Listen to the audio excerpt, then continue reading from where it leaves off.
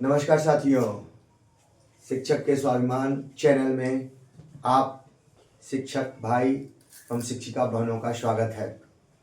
साथियों, आप देख रहे होंगे कि शिक्षक के स्वाभिमान चैनल में हमारे आइकॉन नेताजी सुभाष चंद्र बोस हैं। उनको मैं अपना सर्वमान्य नेता मानता हूँ। वो जितने वीर योद्धा थे, सहनशील थे। उन्होंने आईएफएस आईसीएस की परीक्षा पास की थी। उस समय 3 ही लोग परीक्षा पास कर सके, बाकी तो अंग्रेजी रहते थे। लेकिन उस पद से भी उन्होंने त्याग कर दिया, त्याग पत्र दे दिया। पिता के कहने पर वो परीक्षा पास कर ली, अपनी योग्यता को साबित कर दिया, लेकिन उस पद से भी उन्होंने त्याग पत्र दे दिया। वो हमारे नेताजी सुभाष चंद्र बोस, जिनकी जयंती आज पूरा देश मना रहा है। वो वीर योद्धा जो भारत की आजादी में मील के पत्थर साबित हुए, इस देश को आजाद कराने में। बंधुओं, उस नेता को मैं नमन करता हूं, प्रणाम करता हूं। वो आज जहां भी होंगे, अगर उनकी आत्मा देख रही होगी तो परेशान जरूर होंगे इस देश की स्थिति देखकर, क्योंकि उनके नाम में नेताजी लगा था। और नेताजी क्या कहता है, क्या सीख देता है, उनसे हम सीख सकते हैं। लेकिन आज वो चीज नहीं रह गई है। नेताजी मतलब अर्थ ही कुछ और हो चुका है। नेताजी मतलब पैसा कमाना, नेताजी मतलब झूठ बोलना। अब क्या कहूं इसके बारे में, बाकी आप खुद समझ रहे होंगे। तो वो हमारे नेताजी थे। अब बंधुओं, आते हैं हम मूल बिंदु पर।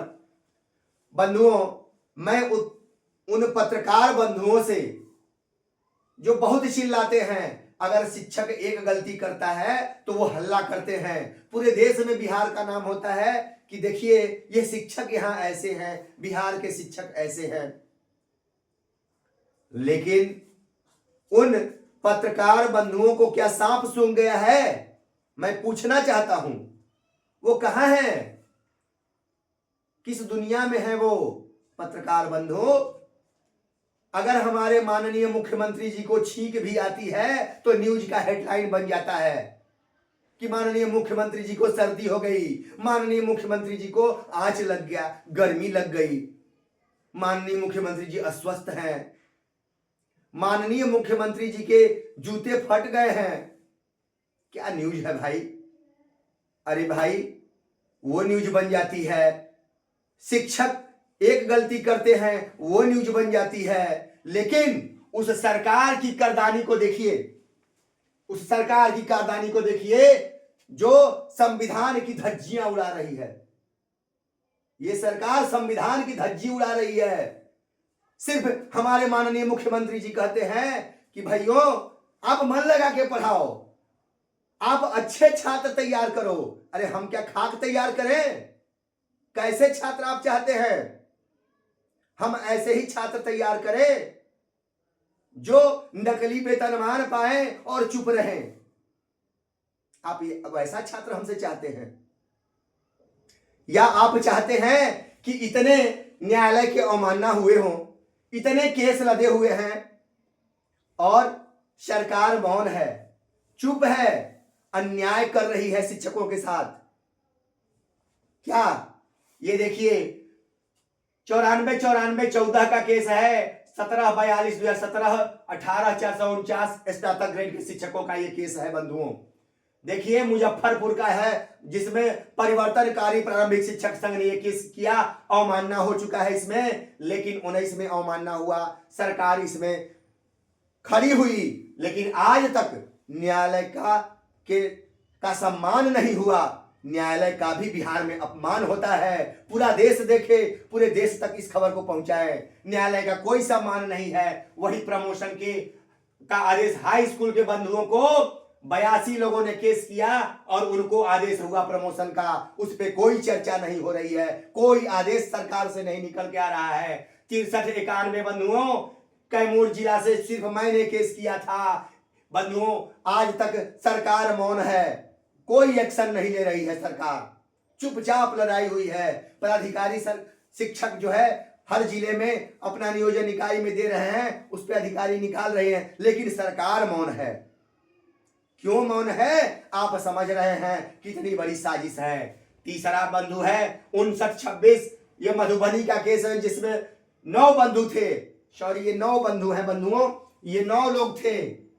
अब इसमें कितने लोग चले गए और कितने बचे हैं ये मैं नहीं जानता हूं अभी तत्काल, लेकिन 9 बंधु थे, केस किए थे, उसमें भी आदेश हुआ कि प्रोन्नति दें, वो भी आदेश हो गया।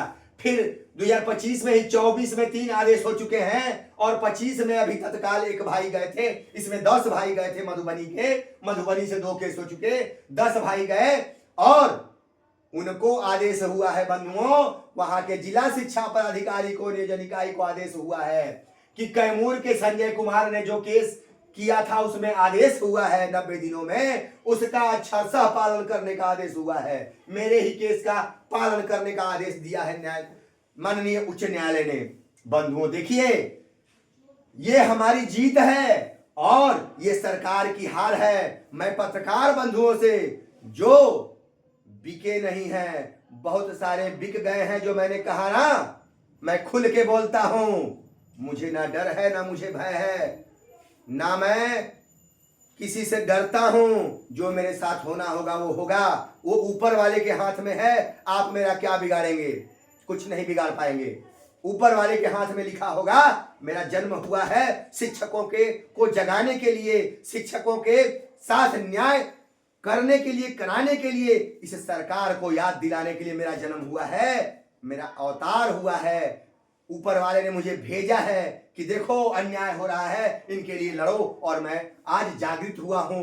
वो ऊपर वाला मुझे शक्ति दिया है और मैं देख रहा हूं। इसलिए पत्रकार बंधुओं, कुछ आपके पास भी न्याय बचा हो तो इस मुद्दे को राष्ट्रीय स्तर पर उठाइए कि बिहार में न्यायपालिका का कहीं कोई नहीं रह गया है। न्यायपालिका का आदेश मतलब कुछ नहीं, 0। आप लोग इस मुद्दे को उठाइए, भारत सरकार तक ले जाइए। और मैं शिक्षक बंधुओं से निवेदन करता हूं, जोर शोर से इस मुद्दे को उठाइए। आपके यहां जिस जिले में पत्रकार हैं, उन पत्रकार लोगों से कहिए कि आपकी पत्रकारिता खाली हम लोगों पे चलती है, बाकी सिर्फ कर्तव्य शिक्षक के याद दिलाए जाते हैं, उनके अधिकार क्या हैं उस पर भी तो बात कीजिए। कितने धोखा हम सहें, कितने बर्दाश्त करें? ये सरकार धोखे पे धोखा करती जा रही है, अपने सुविधा को बढ़ाते जा रही है। अरे बंधुओं, हमारे बीपीएससी भाई, हमारे विशिष्ट भाई, थोड़ा मंथन कीजिए। आप लोग से नम्र निवेदन है, हमारे पास कई विशिष्ट भाइयों का फोन आ रहा है कि भाई जी हमसे मिस हो गया, अब हमारी आंख खुल गई है, लेकिन हम तो खो दिए हैं। लेकिन आप लोग अड़े रहिए भैया, नहीं तो हम लोग को सरकार, हम लोगों को तो ताला मुंह पे लगा दी है। भैया आप लोग लगे रहिए, हम लोगों को न्याय एक दिन जरूर मिलेगा। आप लोग रहिएगा, हम लोग भी साथ देंगे। ऐसा लोग कह रहे हैं, ऐसा हमसे फोन करते हैं मेरे भाई, ऐसा ही फोन करते हैं। लेकिन मैं एक शिक्षक हूं, यह मुझे ध्यान है, मैं शिक्षक हूं, किसी का बिगाड़ नहीं सकता, किसी का नुकसान नहीं कर सकता। मैं इतना विश्वास रखिएगा, चाहे वो किसी कोटि के शिक्षक हो, मैंने आज तक किसी का कुछ नहीं बिगाड़ा है, ना बिगाड़ूंगा। कई जिलों में वैसे भाई भी थे जो जलन के चलते प्रमोशन का विरोध किया और नुकसान किए, मैं उनमें से नहीं हूं। ना बीपीएससी का बिगाड़ूंगा, ना विशिष्ट का बिगाड़ूंगा। लेकिन एक चीज आपसे नम्र निवेदन है विशिष्ट भाई, ऐसे भी न्यूज मुझे आ रहे हैं कि कई विद्यालयों में 1 शिक्षक बच गए हैं नियोजित।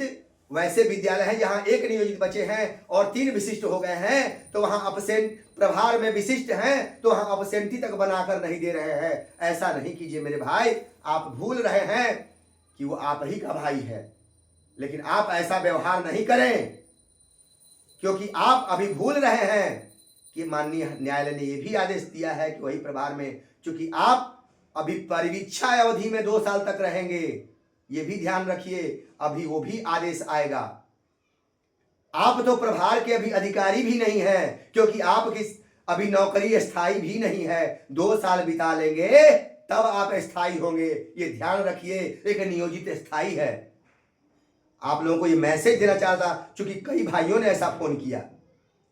तो ऐसा मत कीजिए। मैं आपसे हाथ जोड़ के आग्रह करता हूं विशिष्ट भाई, ऐसा अन्याय मत कीजिए, क्योंकि समय हमेशा एक समान नहीं होता है। लेकिन मैं हमेशा आप लोगों का सबका साथ दूंगा, ये विश्वस्त रहिए, किसी का बिगाड़ूंगा नहीं। तो आप लोग भी इस सरकार के साजिश का शिकार मत होइए। सरकार आप लोग को उछाल रही है, लड़िए लड़िए, लेकिन ऐसा मत कीजिए। आप अभी जिस अवधि में है उस पर विचार कीजिए। तो ये सारी खबरें हैं बंधुओं। एक बंधु मैं आपको आवश्यक सूचना देना चाहता हूं, क्योंकि मेरा गला तो थोड़ा कमजोर हो गया है, उतना आवाज नहीं निकल पा रही है। हमारे सारण के बंधु राकेश जी, सानिल जी, जो एडमिन है हर जिले के ग्रुप में, वो मेरा बहुत भरपूर साथ दिए हैं।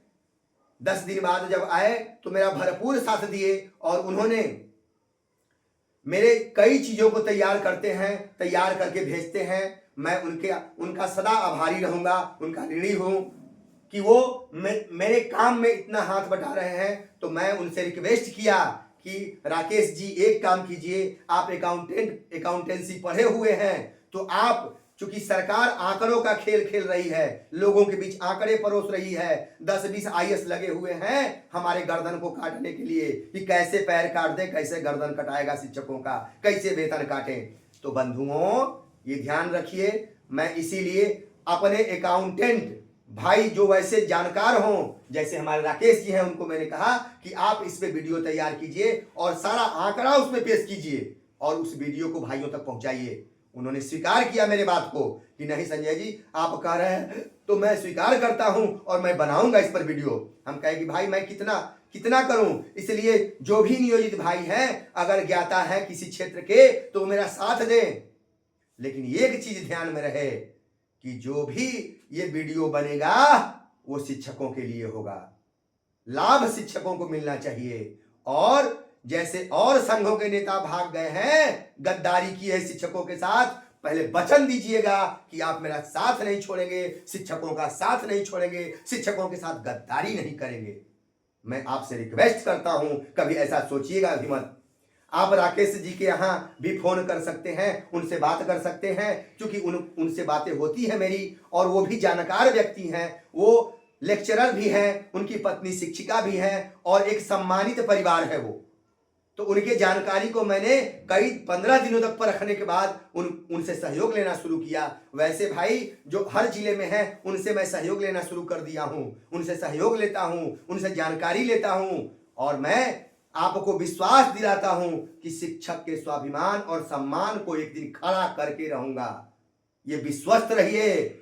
मैं एक नेताजी जब पूरे अंग्रेजों को हिला सकते हैं, एक भगत सिंह अंग्रेजों के दांत खट्टे कर सकते हैं, एक गांधी जी जब अंग्रेजी शासन को हिला सकते हैं, तो फिर हम लोग क्यों नहीं।